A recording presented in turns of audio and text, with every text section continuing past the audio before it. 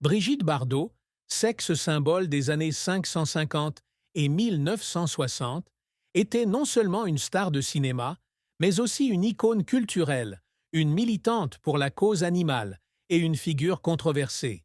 Sa vie, s'étendant du grand écran aux jours tranquilles de Saint-Tropez, fut une histoire riche en émotions, de joies éclatantes à une profonde tristesse, de succès retentissants à des échecs déchirants. Cet article explore la vie de Brigitte Bardot à travers ses chagrins, sa carrière, ses réussites, ses secrets, son amour, son mariage et le point de vue de son mari actuel, Bernard Dormal, afin de mettre en lumière une personne complexe et contradictoire. La plus grande tristesse de la vie de Brigitte Bardot fut peut-être sa relation tendue et distante avec son fils unique, Nicolas-Jacques Charrier. Né le 11 janvier 1960, Nicolas était le fruit du second mariage de Bardot avec l'acteur Jacques Charrier. Cependant, sa relation avec son fils n'atteignit jamais la complicité qu'une mère pourrait attendre. Dans ses mémoires de 1996, initiale BB, Bardot évoque avec franchise ses sentiments complexes pendant sa grossesse de Nicolas. Elle décrit son enfant à naître comme une tumeur qui s'était développée en elle, une déclaration qui choque et est largement critiquée pour sa froideur et son insensibilité. Bardot admet ne pas vouloir être mère et se sent pas assez mature pour assumer cette responsabilité. Durant sa grossesse, elle tente de provoquer une fausse couche en se frappant le ventre, mais sans succès. À la naissance de Nicolas, elle refuse d'allaiter et ne parvient pas à créer de lien affectif avec lui. Après son divorce avec Jacques Charrier en 1962, Nicolas est élevé par la famille Charrier et Bardot n'a que peu de contact avec son fils durant son enfance. Leur relation reste tendue jusqu'à l'âge adulte de Nicolas. Et en 1997, Nicolas et son père poursuivent Bardot en justice pour des déclarations blessantes dans ses mémoires, notamment celle selon laquelle elle aurait préféré donner naissance à un chiot plutôt qu'à Nicolas. Le tribunal a condamné Bardot et son éditeur à verser à Charrier et Nicolas un total de 36 200 $ de dommages et intérêts. Cette détresse était due non seulement à la séparation d'avec son fils, mais aussi aux pressions de la célébrité et à la pression médiatique incessante. Les paparazzis la traquaient constamment, lui donnant le sentiment que sa vie privée était violée, notamment pendant sa grossesse et son accouchement.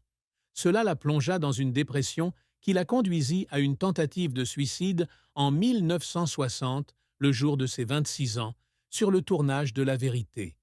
La douleur de ne pas pouvoir devenir mère comme la société l'attendait, combinée à la solitude d'être sous les feux de la rampe, devint une blessure éternelle dans l'âme de Bardot. De plus, la controverse entourant ses opinions politiques et ses déclarations, controversées sur les immigrés, et l'islam contribuèrent également à sa tristesse. Les critiques publiques et les amendes pour incitation à la haine raciale la firent isoler dans la société française, bien qu'elle restât ferme sur ses positions. La carrière de Brigitte Bardot fut un parcours fait de hauts et de bas, de succès éclatants et d'échecs douloureux, marqués par des luttes intestines et la pression de la célébrité.